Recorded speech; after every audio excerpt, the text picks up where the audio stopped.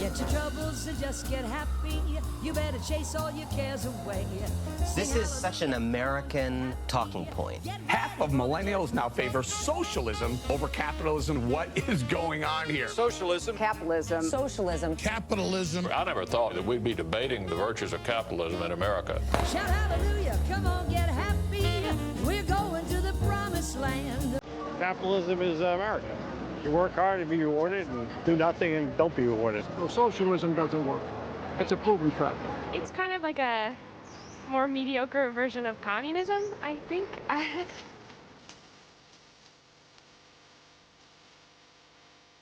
Do you think we could make a more stark contrast to right-wing economics?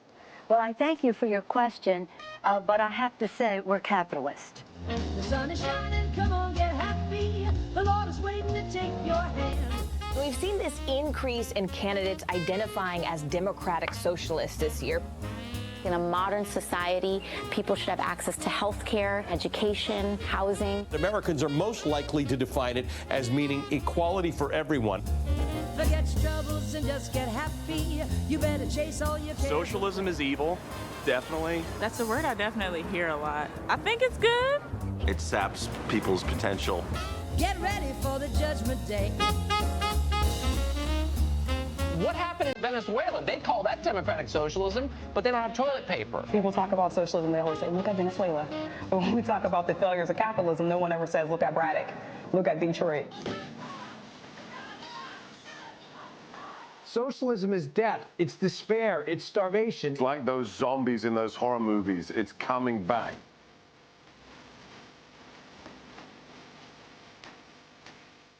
A socialist candidate is more dangerous to this country as far as the strength and well-being of our country than Donald Trump.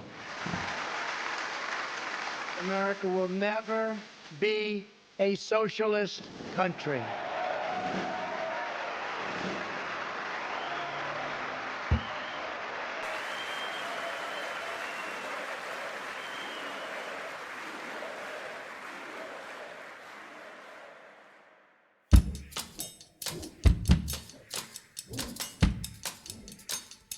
When we're trying to think about the society that we think is a good society, we should imagine that we know nothing about who we would be, whether we would be born rich or poor, black or white, man or a woman, whether we would be born of, say, above average intelligence or maybe not so smart.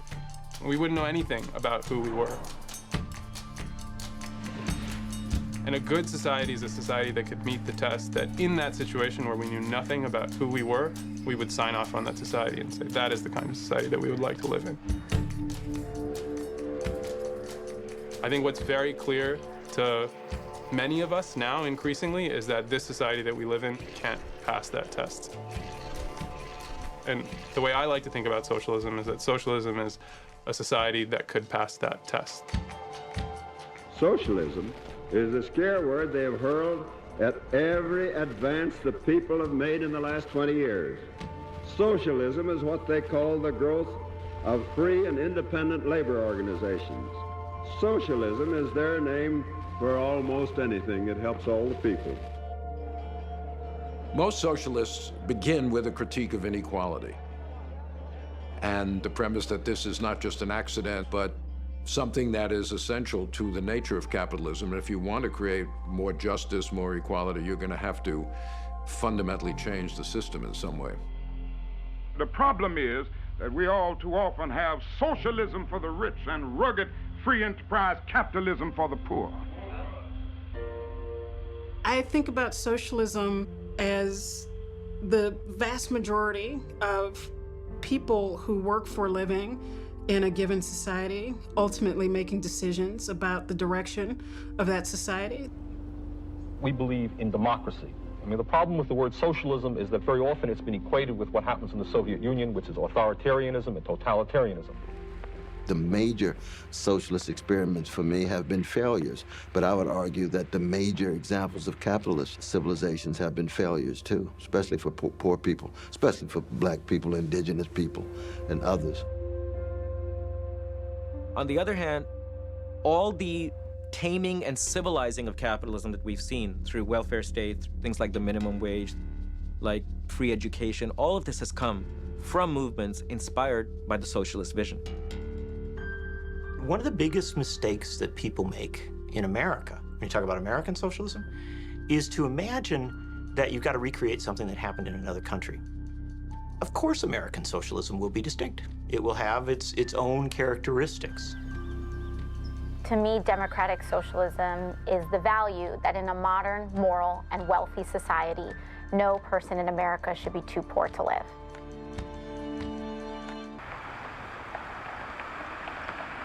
There's an awful lot of people who think that socialism sort of popped on the scene, you know, in the late 19th century around the time of Karl Marx. In fact, socialism was a live political ideology that was at one of its most popular moments in American history in the 1840s. And the people who settled here were a part of that.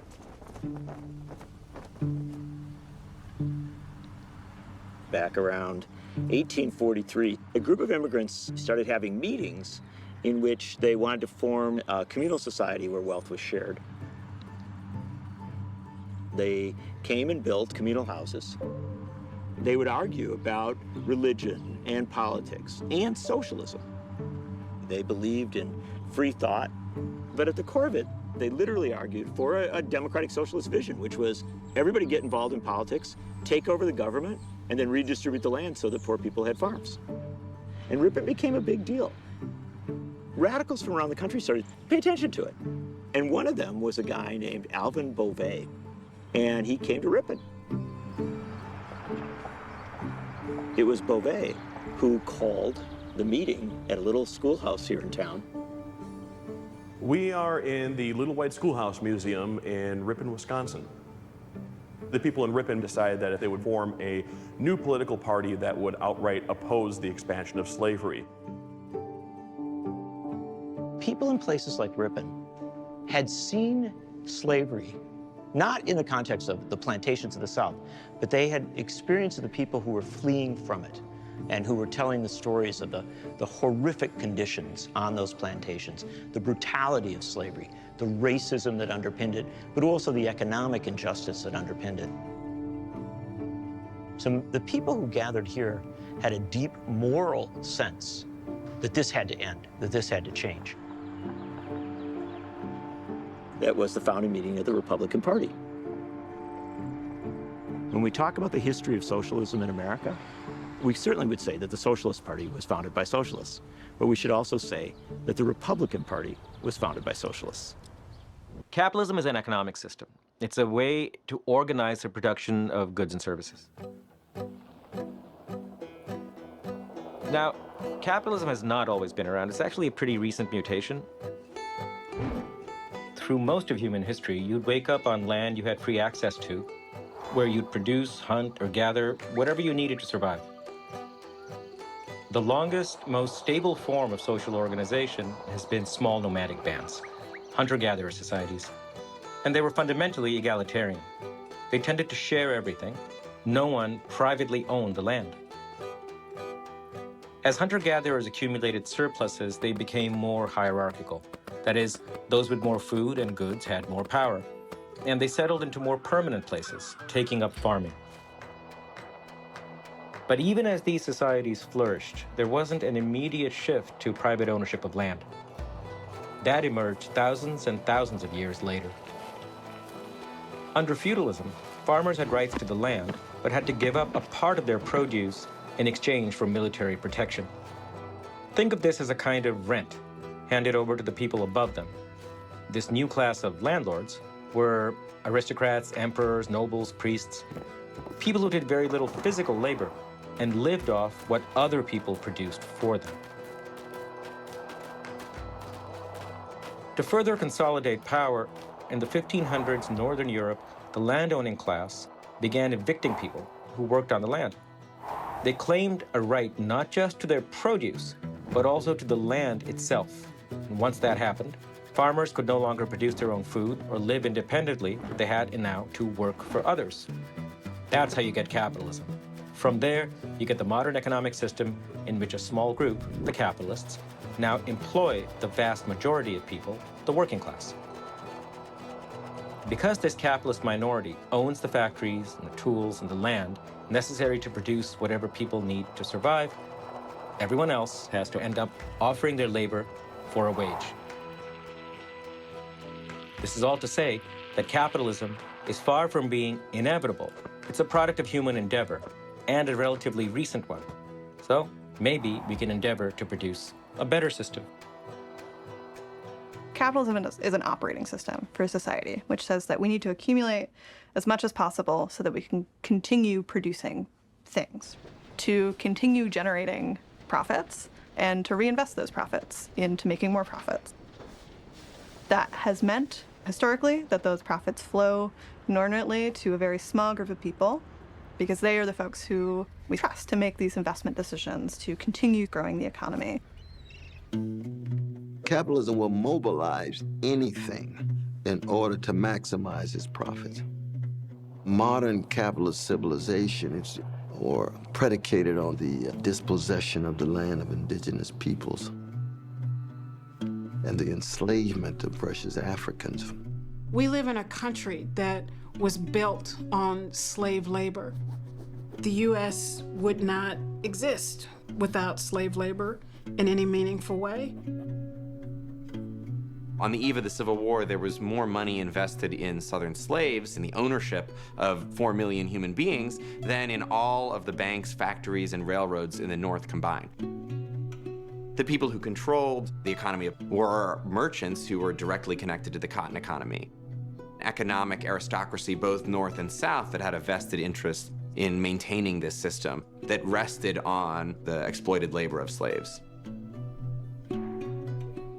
When you have a ruling class that occupies something like 1% of the population, which slaveholders did in the 1850s, and they can bend the economy to their own purposes, in order to challenge that power, significant economic transformation has to be involved. Marx was very interested in American politics. Marx contributed hundreds of columns to the New York Tribune. I mean, the Tribune was the largest newspaper and circulated widely. Karl Marx wrote to Lincoln during the war and said that working class people all around the world support the unions, support the abolition of slavery. So Lincoln wrote back about the bond between working people. He, I think, appreciated the expression of support from a working man's organization. Karl Marx felt that the abolition of slavery was a major step forward for society and toward socialism. Among other reasons, it showed you could actually abolish a major form of property, with no compensation, no monetary compensation to the owners. Well, during the Civil War, the emancipation of 4 million American slaves represented probably the largest transfer of wealth in human history at that point. You don't have to go searching for radical revolutions all around the history of the world when, we had one of the most radical right here in the United States. The reason that society changes is not because ideas are good or ideas are bad. The reason society changes is because powerful people are forced to make concessions when people who otherwise don't have power stand up.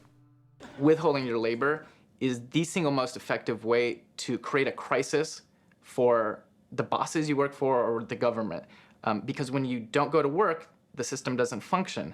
And so that ability to create a crisis, to create leverage, to force your employers to meet your demands is what the strike does. When healthcare justice is under attack, what do we do? Stand up, fight back.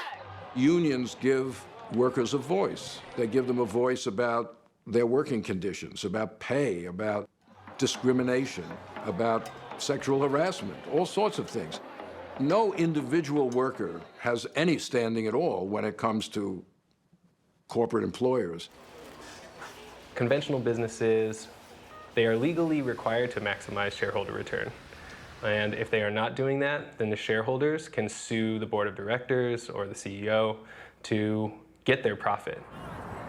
We need an entire shift of our economy, but a fundamental part of that is worker ownership. Once we have workers in control of the businesses that they are in every day, then they can start making different decisions about how those businesses are run. The central feature of socialism and its difference from capitalism is you could organize the workplace democratically. We vote for mayors and governors and presidents, but we go to work 5 days a week. We cross the threshold into the factory, the office, or the store, and we cede all power to a tiny group of people whose names we often don't even know, who make the decisions that are in every way more crucial to our lives. In the United States, there's somewhere between 400 and 600 worker cooperatives. There's a large proportion of worker cooperatives in the retail industry, so cafes, grocery stores. There's construction cooperatives, there's home care cooperatives, house cleaning cooperatives, research and design cooperatives. More participation from workers actually benefits the bottom line.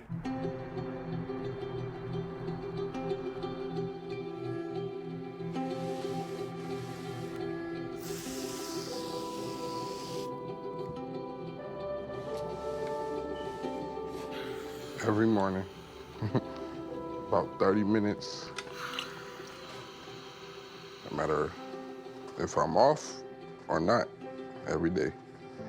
Just kind of get the wrinkles out, crease the arms, make sure the collar is crisp. I'm a worker owner, so I am an employee, but I'm also an owner. It makes me more excited to work because I'm involved. How are you?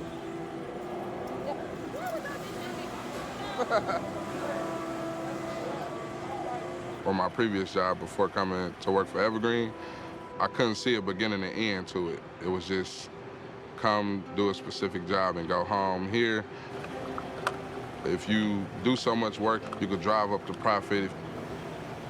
If you have so much profit at the end of your fiscal year, you get a check.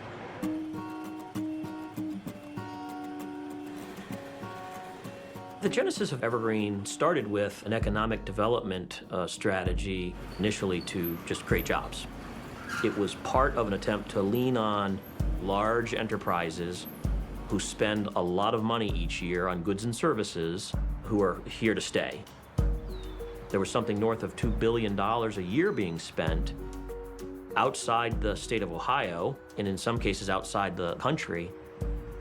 And so Evergreen was designed to give these larger businesses options to buy local. Here, a co-op is it's a collective of people who democratically and collectively own our operating companies. Everybody has a share. Everybody has one vote. Good afternoon. Good hello, everyone. Oh, hello. Most jobs wouldn't just share the financials with the employee. Here, as you see it from the top to the bottom. Working in co-ops absolutely changes culture. It changes lives. Because you're sharing profits, you sort of share workload, you share responsibility. The culture shift is, hey, how can I be more helpful to this person working on either side of me? By flattening out systems of governance, we can start to see a transformation in both the workplace itself and also the individuals themselves.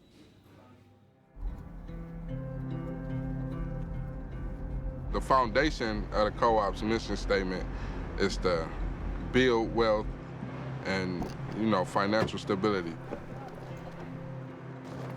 I'm a first-time homeowner, thanks to Evergreen, and last month, I just paid off the house, so I don't owe a mortgage anymore. I just pay yearly taxes. When you're talking about the benefits of owning a business and creating more opportunity for more people to own businesses and to have control over their lives, if that's not American, I don't know what is.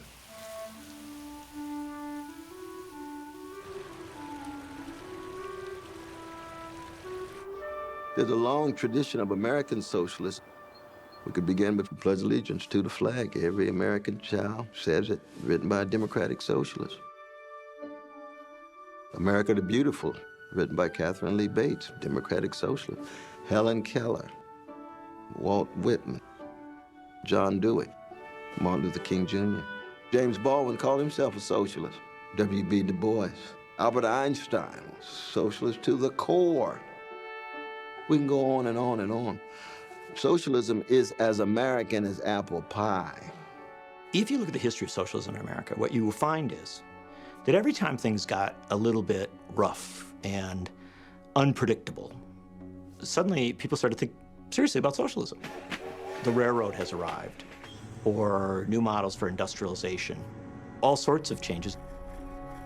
The organized labor movement in the United States really began in the latter part of the 19th century, largely in response to intense and widespread changes that were happening.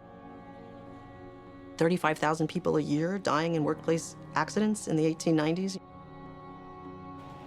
There are no workplace safety standards, there's no government regulation, and there's experimentation with new machinery and new equipment and trying to speed it up. That great leap in American manufacturing is, yes, due to the brains and the ingenuity of captains of industry, but it's also on the backs and out of the blood and sweat of a lot of these workers.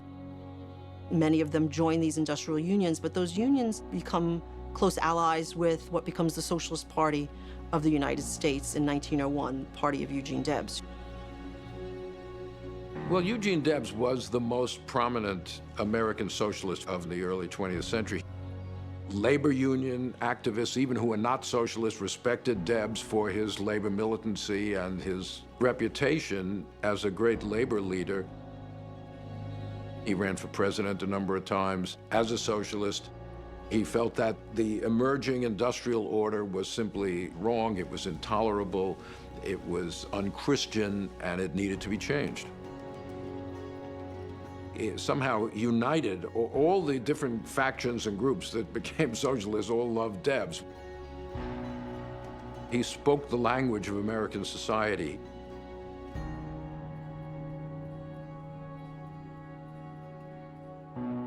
Debs received 900,000 votes when he ran for president in 1912. But the configuration of the electorate was much more radical than just Debs's vote would show. Roosevelt's platform was to the left of Bernie Sanders. He didn't call himself a socialist, but he was calling for everything from unemployment insurance to a national health service to real controls over the corporations. And then you had Wilson running as a liberal on the left, not quite as radical as Theodore Roosevelt, but again, running against the corporations. Socialism was sort of a left wing of progressivism. It was an umbrella for all sorts of groups.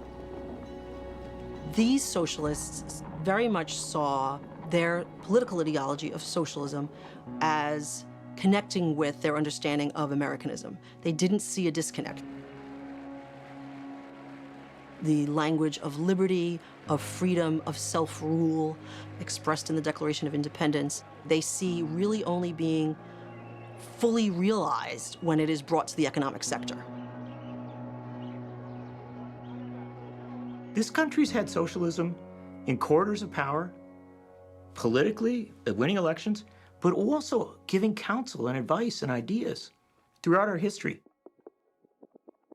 Many people are surprised to know that a whole bunch of places across America had socialist mayors. And a disproportionate number of them were in the upper Midwest.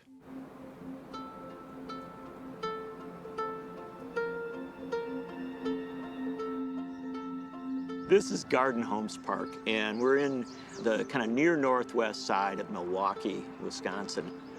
At least one of the American models of socialism came from this place. It was the first municipally sponsored public housing project in the U.S. If you look around this park, you'll see dozens of really lovely homes. And these are homes that were built almost 100 years ago, and they were built by socialists. In the midst of World War I, a guy named Dan Hoan was elected mayor of Milwaukee. He was a true socialist, a very dedicated socialist. It was about clean water, clean air, good housing, parks. In Wisconsin, they called the socialism sewer socialism. And they called it that because when the socialists here were in office, they were very practical. They were prudent, they were planners. Hoan's vision was so successful that in the 1930s, Milwaukee was regularly rated the best run city in America, the healthiest city in America. People in Milwaukee for most of the 20th century had an extraordinary faith in the possibilities of democratic government to do good.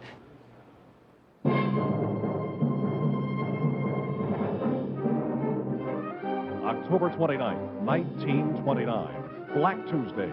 The New York Stock Exchange is in a panic. In the 1930s, you had a depression. It made the mass of the American working class suffer terribly. And they demanded help. The original New Deal was not one thing. It was a decade-long process and struggle. You're talking about jobs, you're talking about infrastructure, you're talking about inequality. Policies were proposed. The people in the streets demanded more. There was pushback from industry. There was more push from labor. The goal of the New Deal was to say there are all these people who need relief. We need a sort of federal apparatus which can provide that relief and bring the economy out of depression. Federal government has a huge role to play in getting us out of this crisis. They did all kinds of things that socialists typically advocate. They provided a social security system, which we never had before. They provided the first minimum wage. They set up unemployment compensation. They gave public jobs, millions of them, to people who would otherwise have been destitute. They did classical socialist things. That went a long way to change the level of inequality because it helped the people at the bottom. You and you and you and you've got a president now. He gave the land a new deal. You hold the cards, now you deal. You and you and you and you put shoulders to the plow. He gave us what we asked for, now pay him back somehow. Franklin Roosevelt, he saw the scorching reality of the Great Depression. He knew he needed ideas. Before he took office, he invites the Socialist Party candidate for president to come talk to him. From socialist perspective, Franklin Delano Roosevelt's New Deal, the Democratic Party, steals a lot of ideas from the Socialist Party. They prove enormously successful.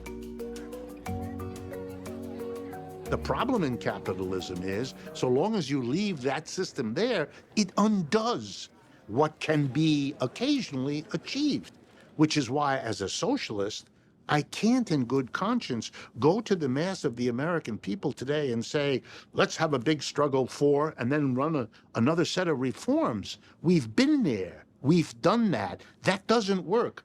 Not that it doesn't work for a while, but it doesn't endure. It doesn't last for us, and it sure as hell isn't there for our children.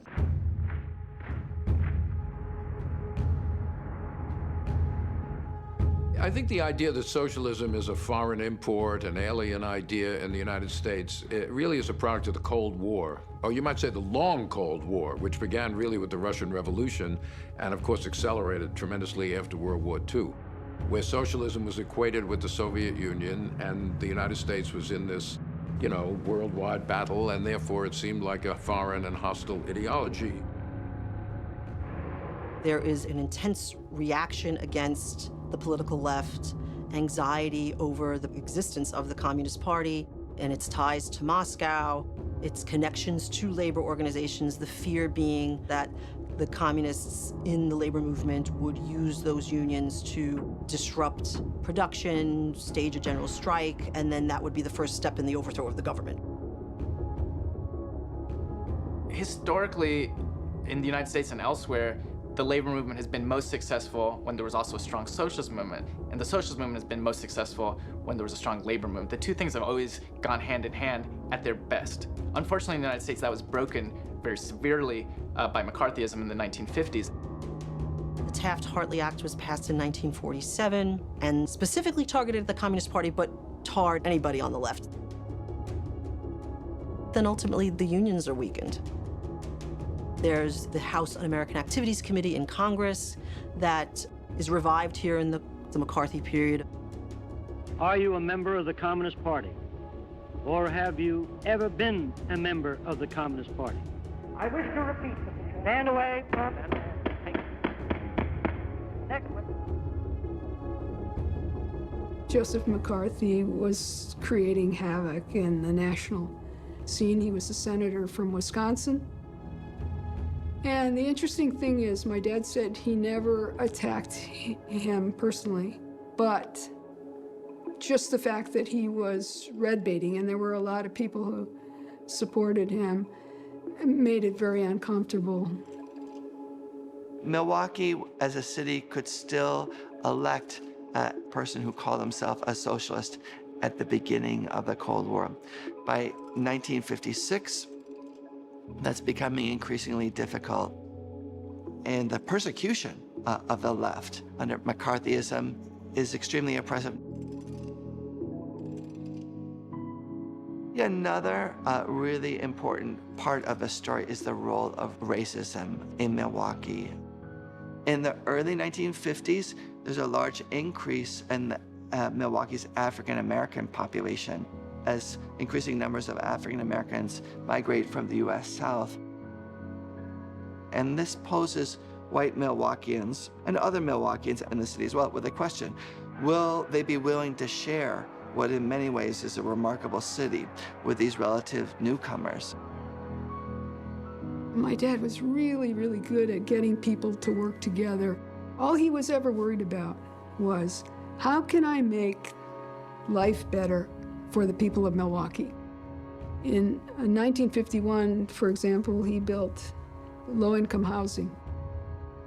And my father insisted that it be integrated. That was the end on building any more low-income housing. And so opponents of socialism, the real estate industry, the tavern and alcohol industry, the financial industry, sectors of the economy that are already opposed to Frank Zeidler and any form of socialism, they take advantage of this racism and they exploit it to erode this larger commitment to public services. That kind of socialist vision of a city that could be shared by everyone. By the time of the civil rights movement, socialism was a completely different thing in America. What is interesting is the way that Black radicals helped to create a framework for understanding Black oppression. They always saw the intimate connection between the struggle against white supremacy and the struggle against class subordination, class exploitation. It wasn't just the March on Washington or some civil rights march. It was the March for Jobs and Freedom. If African Americans did not have an economic foundation to stand upon, then they could not actually be free people who participated in a meaningful way in American society. King was a radical, and we forget that every Martin Luther King Day. All we know is one speech of King's. Sometimes it's just one sentence of King's. I want my children to be judged not by the color of their skin, but the contents of their character. That's not the whole King. Now, I believe we ought to do all we can and seek to lift ourselves by our own bootstraps, but it's a cruel jest to say to a bootless man that he ought to lift himself by his own bootstraps. And many Negroes, by the thousands and millions, have been left bootless as a result of all of these years of oppression and as a result of a society that deliberately made his color a stigma and something worthless and degrading. King became more and more radical as time went on. He was organizing a Poor People's March on Washington. He was calling for fundamental changes in the economic system. One day we must ask the question, why are there 40 million poor people in America? And when you begin to ask that question, you're raising a question about the economic system, about a broader distribution of wealth. When you ask that question, you begin to question the capitalistic economy. I think that he had come to the conclusion that in many ways, the system as it was currently constructed had gone as far as it could go. People don't want to come to terms with the radical king. But these are the kinds of realities and facts that are often hidden and concealed. In the 1960s, the civil rights movement was a major force in American politics. You only get those things when you have people out demanding those things. So I think what socialists have to reassert is the idea that the state and the government are both in our control and that they exist to serve some really important social functions. They exist to make our society fair and just.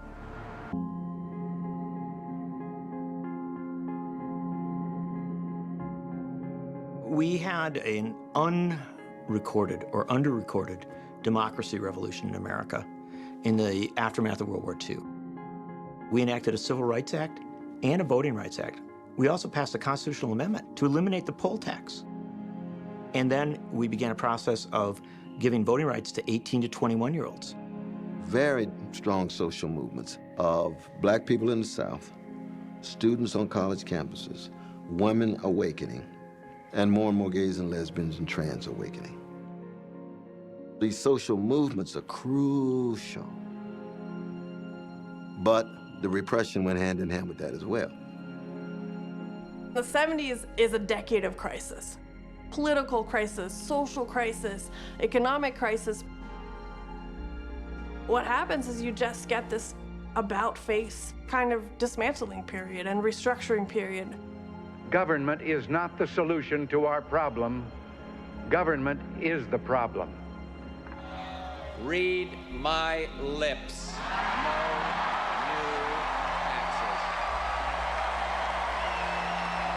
The era of big government is over. I had been taught, and we were teaching, that the Great Depression of the 1930s was a cataclysm, understood, and it had taught us these lessons because now we knew how to make sure that didn't happen again. Therefore, the society completely unprepared for it happening again. From 1820 to 1970, wages rose in America. After that, they didn't. We made Americans a new class of pioneers. This time, they weren't in the covered wagons going across the prairie. This time, the American working class became the pioneer that it took on more personal debt than any working class in the history of the world has ever taken on. Mortgage debt, car payment debt, credit card debt, student debt. Which means the American people, in addition to having low wages, now have a burden of debt they can't cope with. Of course, this house of cards collapses. Not in generations has Wall Street absorbed the number of body blows it took today. The American financial system is rocked to its foundation as top Wall Street institutions topple under a mountain of debt. This is the fifth time we've seen this movie. And you sit on the edge of your seat and you yell at whichever character it is, don't go into that woodshed. But they keep going in. Bailing out Wall Street is the only way to save Main Street, so says the president. Despite corrections in the marketplace and instances of abuse, democratic capitalism is the best system ever devised. As one of nearly 47 million of us lacking health care, it horrifies me that this country will put $700 billion to pay off Wall Street, but we don't count. People who are losing their homes don't count. People go to these banks, news reporters go and say, tell us what you're doing with this money. And the banks say, oh, well, we thank the public very much for bailing us out, but we don't want to tell you what we're doing with the money. Are you using this money to lend it out to small businesses to create jobs? None of your business. I think there is an outrage on the part of the people, Mr. Chairman, that is not necessarily perceived here in Congress.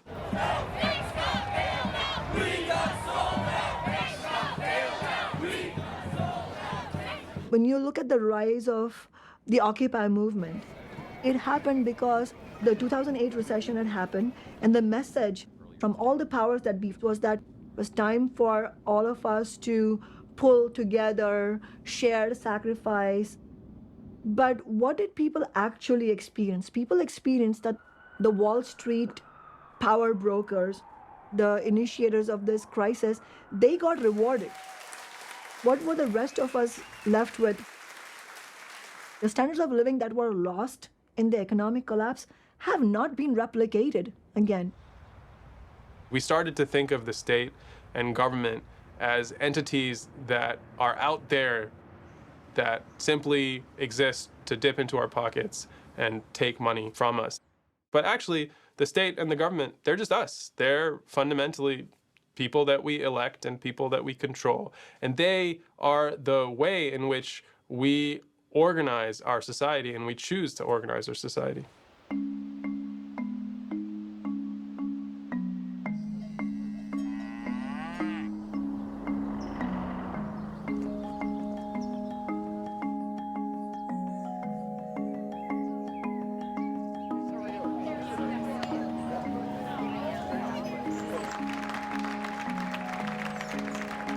Good morning, everybody, and happy anniversary.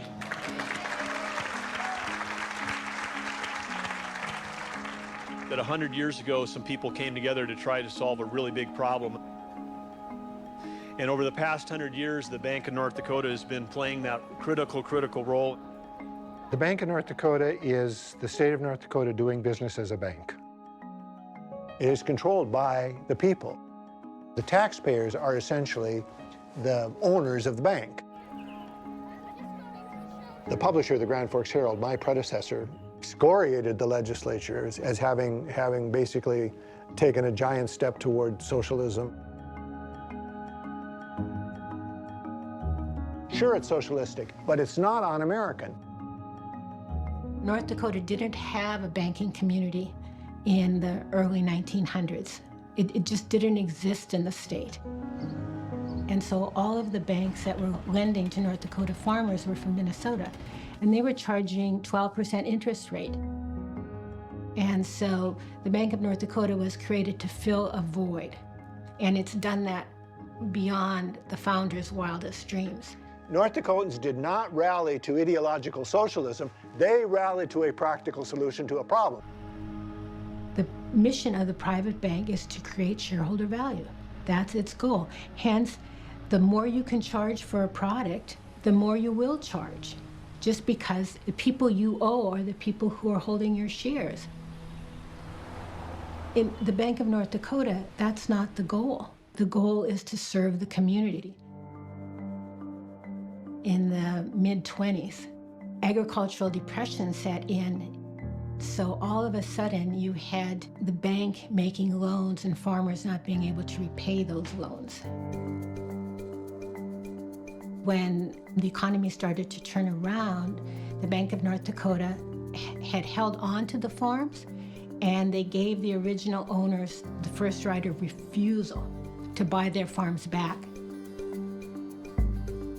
That was just an amazing decision that the bank took to try to protect the farms and the farmers. The Bank of North Dakota made the first federally insured student loan in the nation. And in fact, I'm a recipient of the Bank of North Dakota student loans, all paid back. The Bank of North Dakota, it could make more money buying luxury condominiums as opposed to helping single-family home buyers in North Dakota. But it doesn't. It doesn't have to. The public bank is only successful to the extent that the citizens are successful.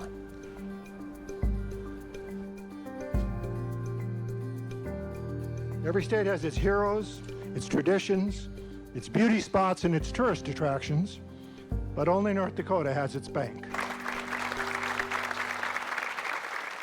I don't think it's worth arguing about whether or not it is socialism. It clearly is.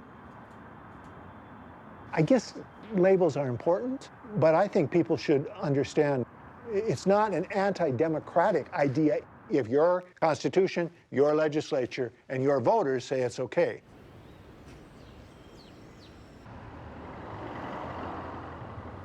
The biggest cost now that we confront of capitalism is it might actually destroy the possibility of human life. It's a system based on an unending, unceasing pursuit of profit, of producing ever more, throwing more and more stuff out there, no matter what the ecological cost, no matter whether we find ways of disposing of the stuff or not. And the actual strain on the planet is now coming to a point where the human species is in danger.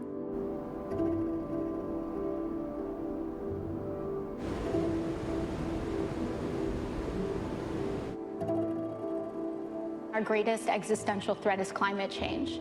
And so to get us out of this situation, to revamp our economy, to create dignified jobs for working Americans, to guarantee health care and elevate our educational opportunities and attainment, we will have to mobilize our entire economy around saving ourselves and taking care of this planet.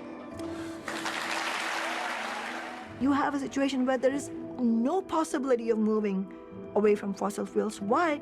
Because the wealth in the oil industry is owned by a few billionaires who have no incentive to move towards renewable energy. Is that because they have low IQ and they don't get the science of climate change? Of course not. They get it completely, but it's not in their interest. Within the structure of any fossil fuel sector, you have the central problem of capitalism, which is the addiction to growth and profits. We have companies like Exxon and Shell who have been doing their own research for decades about the reality of climate change. They knew exactly that their core product was in the process of warming the planet and would do so catastrophically. But they didn't stop. In fact, they doubled down. They spread misinformation and lies and funded the whole apparatus of climate change denial.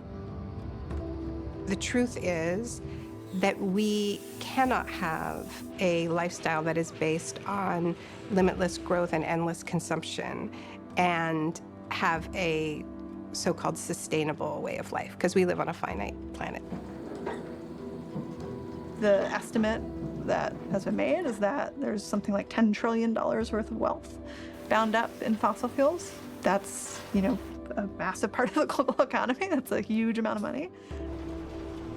The crisis over climate today and the threat of ecological catastrophe requires both a social movement and ultimately a political movement that will transform the economy in a way that was very similar to the abolitionist movement.